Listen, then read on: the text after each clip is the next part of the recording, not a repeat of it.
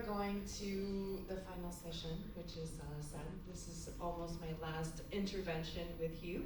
I had an amazing time. It was my first technological convention summit, which is very interesting because I don't know anything about technology. So honestly, I heard all the speeches and I couldn't tell you what it was about. Like, yeah, okay, computer, the cloud, I got the cloud, because honestly, it's an issue of mine. I'm like, where is the cloud? Seriously, like, simple question. I'm an artist. I'm not in the technology world, so you have to forgive me about that. So next speaker is, actually the session is Simplify Microsoft License Management and Reporting with QBX Portal. So we want to welcome the person who works at Microsoft Office 365 Technical Pre-Sales. It's Is Qbx.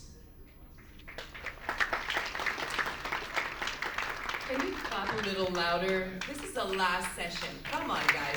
Louder. Yes. Thank you. We have to motivate the crowd, which is great. So I think we're ready to start. Thanks, guys. Hi, everybody. Last of the day, so I hope you are excited and still have energy. So I'm here to speak about sort of a value-added product that QBITS offers with their O365 subscriptions. What this product is called is QBX, and what QBX does is it's just not a subscription management tool. It is an alternative portal to the O365. So, I mean, there's a big learning curve to it, but once you use it, basically what it does is kind of put everything in one pane of glass. So I'll just start on it. So again, it's QBX. And it's the O365 admin and subscription management tool. So basically, at QBITS, my name is Hans. I've spoken to a few of you, I believe, in the past. And some of you haven't. So I'm basically the pre-sales technical person at QBITS for Microsoft.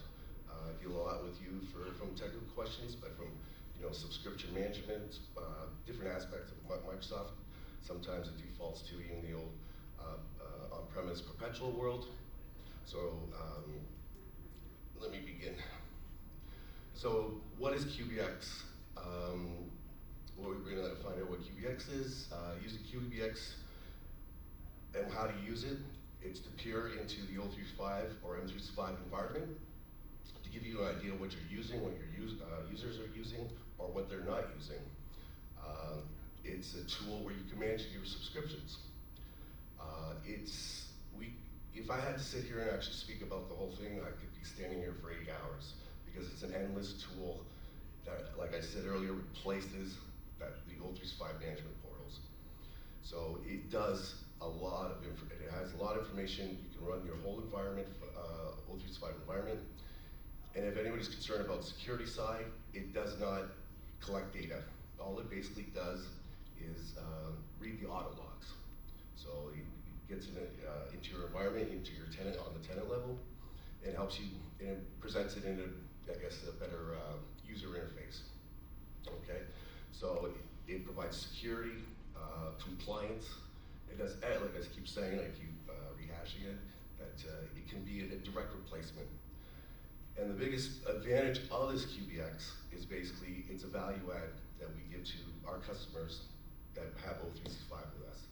You can also purchase it on its own, but it's a value add product that we provide to you for free to manage your environment. All right. So what does QBX do? Basically, QBX is a single pane of glass. So if anybody knows, or I'm sure all you do, when you run your O365 environment, you have to go from portal to portal to portal. So you have to log into the Exchange or the SharePoint. With QBX, it's one pane of glass. On the left-hand side navigation screen, it basically identifies all your Exchange portal. If there's you have to add a user or you have to do the functionality of an Exchange, the admin center, you can just go into the QBX and do all that workload directly right from there. You can see how the subscriptions are being used. So you'll identify, if most companies tend to blanket their environment with a certain subscription, but it'll identify, well, if there's 20 users on a E5 and all they use is Exchange, why would you pay, $70 per user per month versus $5 per user per month? So it helps you identify that area. Of course, it also, when it comes to security, it's easier to set up the role-based access through the portal. Basically, you can identify if there's security fails. So you have login fails. With a map, you can easily identify where those fails are happening and then correct the, basically find out. So I'm going to show you a few screenshots that'll help you see that. Okay. Let's go. Okay, so basically this is the main dashboard of the QBX. So it gives you an overview of your whole company. Basically, what's being used, if there's any service issues. So if if Microsoft identifies a service issue, you go in and it'll identify the QBX portal. Gives you an overview of what's being used, like SharePoint, if it's getting towards its data limit, you can easily identify that.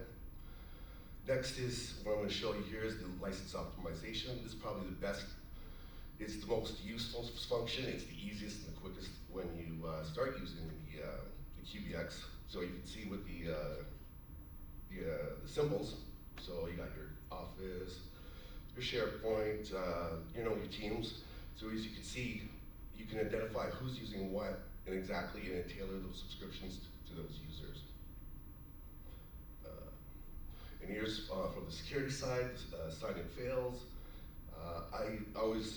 When I demoed it out, I demoed it with using the sign-in fails, and it identifies where those sign-in fails happen.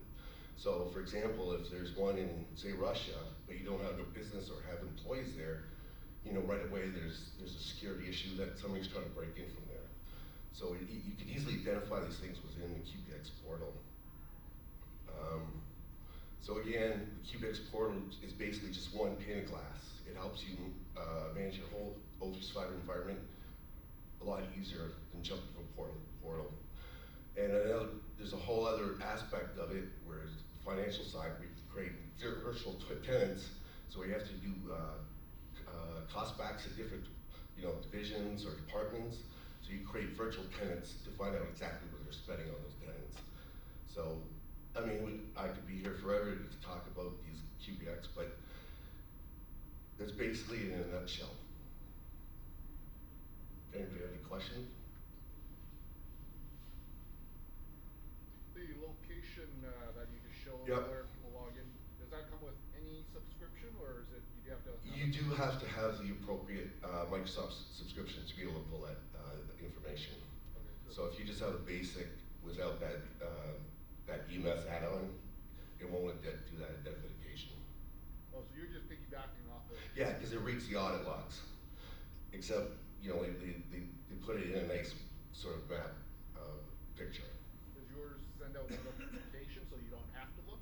Yeah, you can set up notifications, you can set up reports, you can create reports on a daily, weekly, monthly, whatever you require.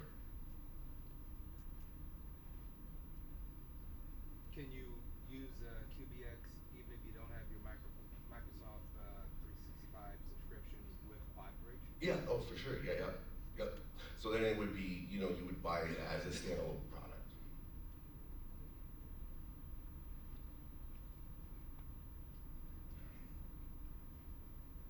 Any more questions? If you have questions, just raise your hand so I can come with the microphone so everybody can hear the question. That's gonna be easier. All right. Can you Sorry, customize sir. the portal? No. No, the portal is developed by the developers. It's just set the way it is. You can't customize it.